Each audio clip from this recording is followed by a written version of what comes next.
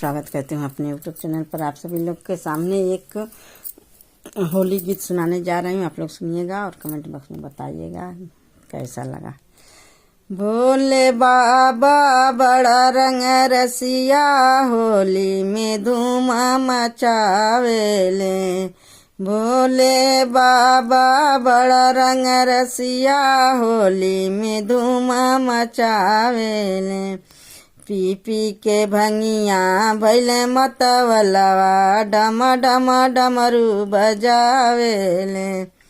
पी पी के भंगिया भैले मतवलवा, डम डम डमरू बजावेले। ब्रह्मा लोक में होली ब्रह्मा जी से खेले, ब्रह्माड़ी के चूनर भिगावेले। ब्रह्मा लोक में होली ब्रह्मा जी से खेले, ब्रह्माड़ी के चूनर भिगावेले।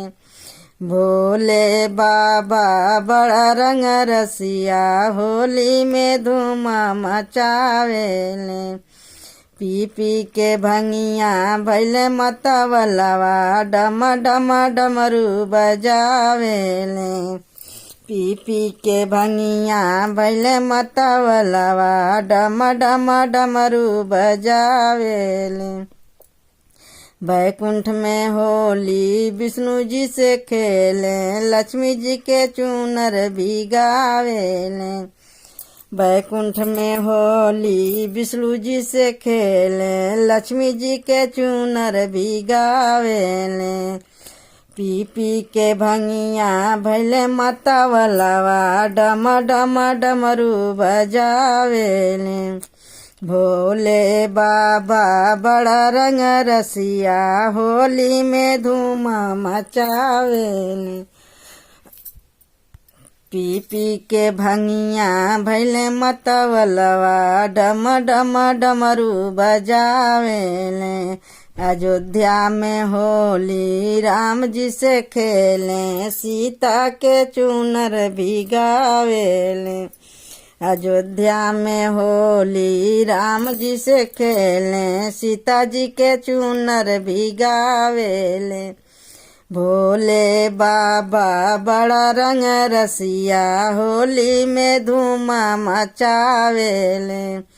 पी पी के भंगिया भैले मतवलवा, डम डम डमरू बजावेले।